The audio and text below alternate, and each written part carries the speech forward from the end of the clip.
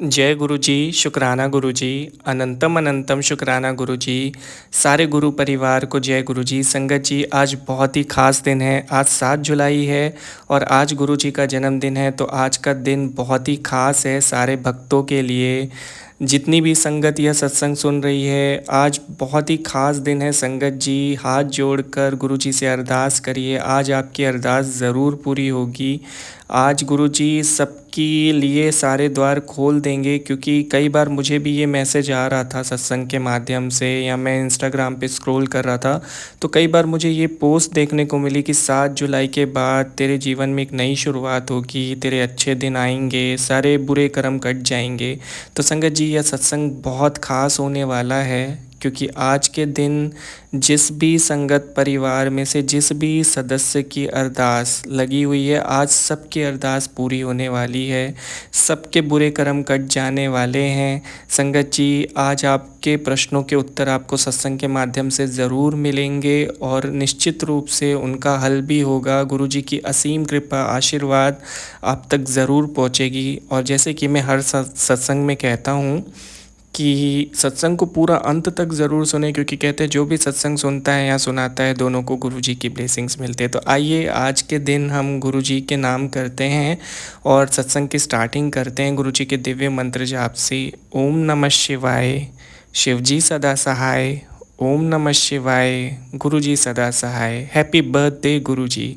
संगत जी, सत्संग को स्टार्ट करने से पहले मैं आपसे एक बात और कहना चाहता हूँ कि आज आप पूरा दिन गुरु जी का मंत्र जाप ज़रूर करें। आज का दिन बहुत ख़ास है, क्या पता आपको वो मिल जाए जो आप कई दिनों से चाहते हो। संगत जी, आज का ये ब्लेसफुल सत्संग आयुष अंकल जी का है, जिसमें वे कह रहे हैं, मेरी पत्नी जो एक डॉक्टर है ने एक सहकर्मी के माध्यम से 1 दर्जन से अधिक वर्षों पहले गुरु जी के बारे में सुना था, लेकिन हमें बड़े मंदिर जाने का मौका नहीं मिला।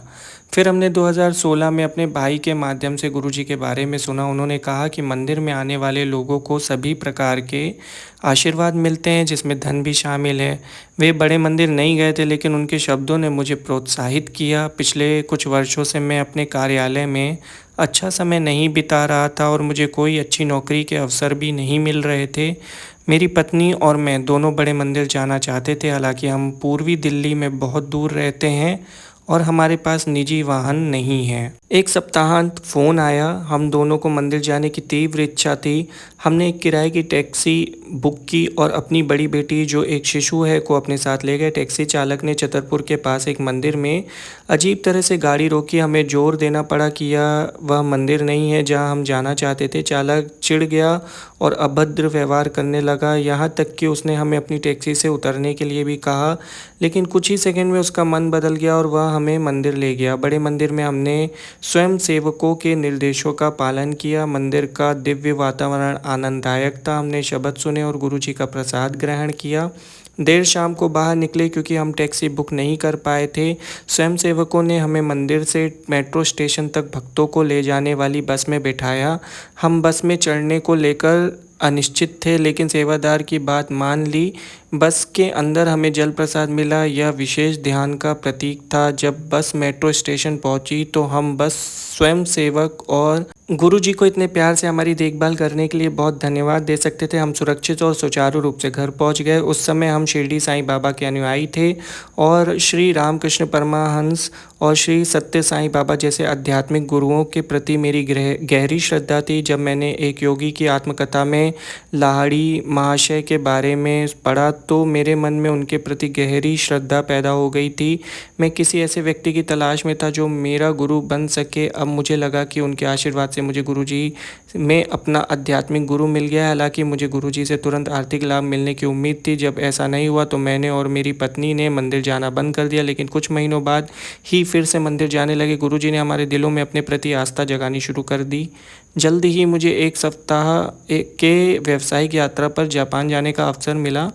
विमान थाईलैंड से होकर गुजरा, जहां हमें लगभग आधे दिन तक इंतज़ार करना पड़ा। जब मेरे सहकर्मी थाईलैंड हवाई अड्डे के अंदर व्यस्त थे तो मैं यूट्यूब पर गुरु जी की कृपा के बारे में भक्तों के अनुभव सुनने गया। मुझे नहीं पता था कि मैं भी सत्संग का लाभार्थी बनूंगा। जनवरी 2017 में मेरे साले की एक गंभीर दुर्घटना हुई। वह एक रिश्तेदार की शादी में शामिल होने के बाद आधी रात को वापस आ रहे थे। हम एक अलग कार में जल्दी वापस आ गए थे। मेरे साले को निकटतम सरकारी अस्पताल में ले जाया गया। दुर्घटना गंभीर थी, उनके सिर पर चोट लगी थी और वह बेहोश थे। मैंने गुरुजी का मंत्र जपना शुरू किया, जबकि मेरी डॉक्टर पत्नी ने साले को दूसरे अस्पताल में भर्ती कराया।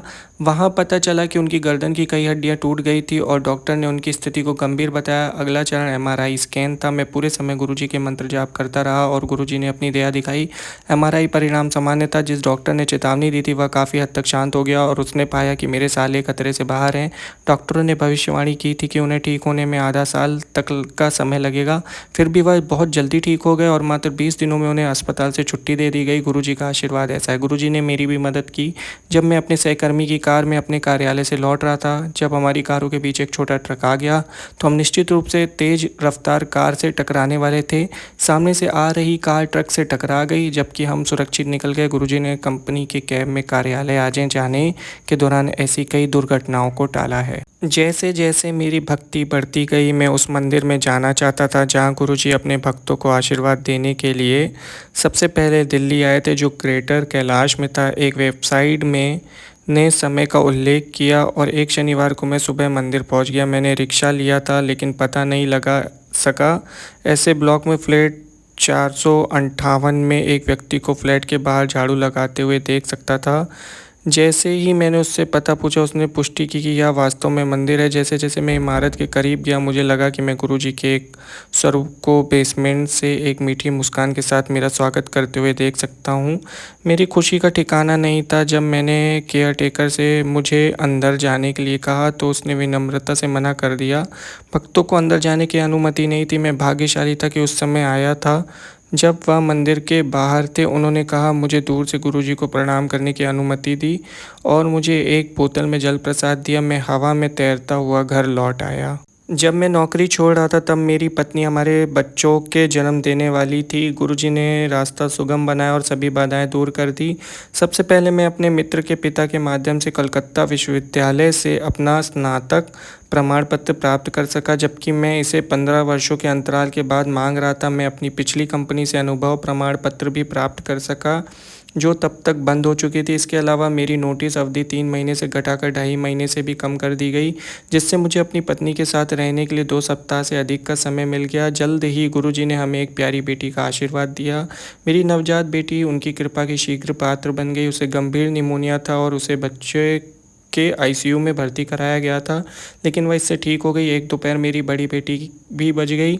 वह घर पर अपनी गुड़िया के साथ खेल रही थी, जबकि मैं घर में कहीं और काम कर रहा था और मेरी पत्नी काम के लिए बाहर गई थी। मैंने उसे रोते हुए सुना और आमतौर पर मैं इसे अनदेखा कर देता क्योंकि मैं जानता था कि उसे नाटक खेलना बहुत पसंद है, लेकिन एक आंतरिक आवाज़ ने मुझे उसे देखने के लिए जाने को कहा। उसकी नाक में एक मोती फंस गया था। मैंने उसे ज़ोर से फूंकने को कहा और वह वस्तु बाहर आ गई। गुरुजी के कारण मैंने उसके रोने पर ध्यान दिया। यदि मैंने ऐसा नहीं किया होता तो यह एक गंभीर समस्या बन सकती थी। फिर मेरी पत्नी की बारी आई। उसे एक सिस्ट था जो सौभाग्य से सौम्य निकला। वह हमेशा हमारे घर के पास एक अच्छी तनख्वाह वाली नौकरी पाना चाहती थी। उनकी कृपा से उसे वही मिली। गुरुजी की कृपा हमारे निकटतम परिवार तब फैली। मेरी बहन के पति को कोविड-19 हुआ, लेकिन वह ठीक हो गया। मेरी बहन का परिवार अछूत रहा, जैसे कि हमारा परिवार भी। मेरी भतीजी को मोतियाबिंद हो गया, जिसके लिए सर्जरी की आवश्यकता थी। गुरुजी ने समस्या को एक छोटी सी समस्या बनाकर हल कर दिया। पिछले साल जनवरी 2020 में हमने अपनी पहली बेटी के जन्मदिन की खरीदारी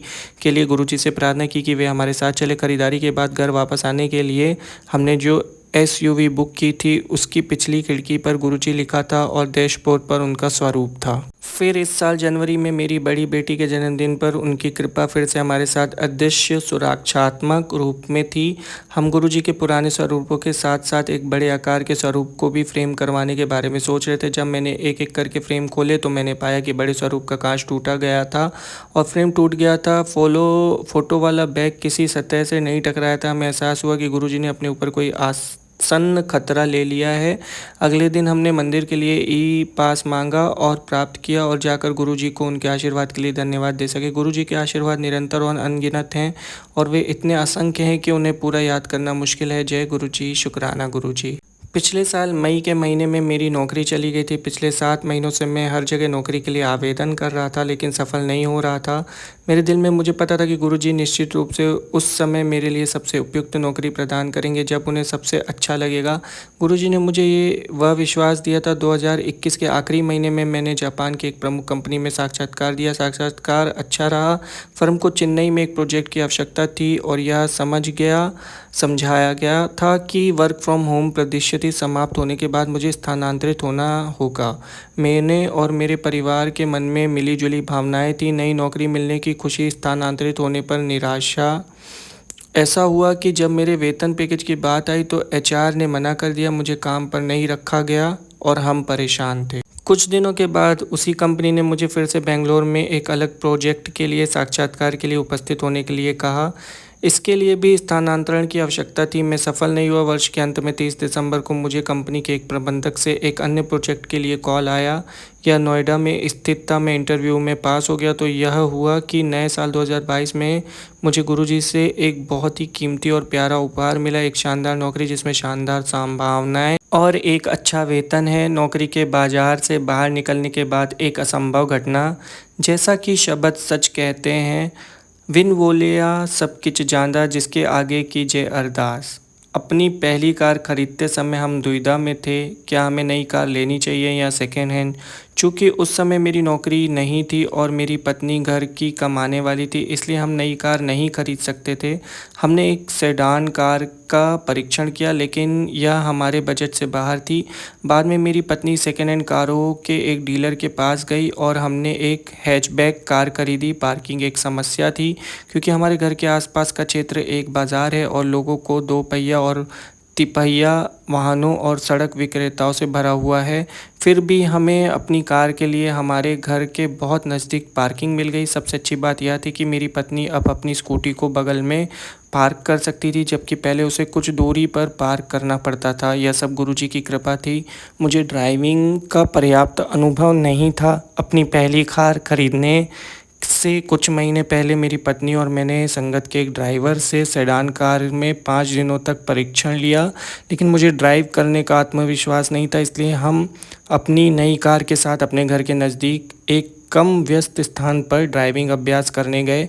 मेरी पत्नी और मैंने 30 से 45 मिनट तक अभ्यास किया, कार को सड़क पर पार्क किया और फिर अपने बच्चों के साथ जश्न मनाने के लिए पास के मॉल में चले गए। जब हमने वापस आने का फैसला किया तो शाम हो चुकी थी। जैसे ही कार बाजार क्षेत्र में दाखिल हुई, मैं एक बुरे सपने में फंस गया। पूरी जगह वाहनों और विक्रेताओं से भरी हुई थी। वहाँ स्वतंत्र रूप से चलने के लिए पर्याप्त जगह नहीं थी। मैं कैसे गाड़ी चला सकता था। मैं पहिया चलाते हुए बेहोश हो गया। अचानक गुरुजी ने स्टीयरिंग संभाल ली। हम भीड़ भाड़ वाली संकरी गलियों से होते हुए सीधे अपने गैरेज में पहुंच गए। कार को एक खरोच भी नहीं आई। जिसने भी कार को चलाते हुए देखा होगा उसने सोचा होगा कि कार किसी विशेषज्ञ ड्राइवर के हाथों में है, लेकिन निश्चित रूप से यह प्यारे गुरुजी के हाथों में थी। कार के साथ 2 दिनों में 2 बार गाड़ी चलाने के बाद मैं ठीक था। इस अनुभव ने मुझ में आत्मविश्वास भर दिया। मैं अपनी स्कूटी को संभालने को लेकर घबराया हुआ था। जब भी मेरी पत्नी बच्चों के साथ स्कूटी पर अपने माता पिता को घर जाती थी तो मैं पैदल ही उसके साथ चला जाता था। यह बहुत दूर नहीं था, लेकिन मैं हमेशा सोचता था कि क्या मैं स्कूटर चला पाऊंगा और अपने परिवार को उस पर ले जा पाऊंगा। गुरुजी द्वारा कार चलाने के 4 दिन बाद मुझे अपने परिवार को स्कूटी पर ले जाने का कौशल और साहस मिला। धन्यवाद गुरुजी। बहुत बहुत धन्यवाद अंकल जी, इतना प्यारा सत्संग शेयर करने के लिए। अगर आपका सत्संग सुनाने में मुझसे कोई भी गलती हो गई हो तो मुझे क्षमा कर दीजिएगा। संगत जी, मैं आपसे भी क्षमा चाहूँगा अगर सत्संग सुनाते वक्त कोई गलती हो गई हो। और आज के इस खास दिन पर यह सत्संग हमें मिला है तो ज़रूर कुछ गुरुजी हमें संकेत दे रहे हैं। उन्होंने हमें किसी स्पेशल ब्लेसिंग से ब्लेस किया है। तो सत्संग को अपने परिवारजनों और अपने मित्रों के साथ ज़रूर शेयर करें। यह ब्लेसिंग उन तक ज़रूर पहुँचाएँ, क्योंकि आज का दिन बहुत बड़ा है। तो ब्लेसिंग ज़रूर शेयर करें। और संगत जी, अगर आप भी अपना सत्संग शेयर करना चाहते हैं, डिस्क्रिप्शन में मेल आईडी दी हुई है, वहाँ पर लिख कर भेजिए। और यदि अगर आप रिकॉर्डिंग भेजना चाहते हैं तो उसमें आपको एक स्टेप फॉलो करना होगा, जिसमें आपको आपको बोलना है कि आप अपना सत्संग गुरुजी संगत सत्संग में शेयर कर रहे हैं। जय गुरुजी, शुक्राना गुरुजी। ऐसे ही गुरुजी के ब्लेसफुल सत्संग सुनने के लिए गुरुजी के चैनल को सब्सक्राइब करके बेल आइकन नोटिफिकेशन को प्रेस कर दीजिए ताकि आपको सत्संग के अपडेट्स मिलते रहें। जय गुरुजी, शुक्राना गुरुजी। गुरुजी को जन्मदिन की बहुत बहुत बधाइयाँ और संगत जी आपको भी बहुत बहुत बधाइयाँ। आपका दिन बहुत अच्छा हो, गुरुजी आप पर बहुत सारी ब्लेसिंग करें। गुरुजी से मेरी यही प्रार्थना है। जय गुरुजी, शुक्राना गुरुजी।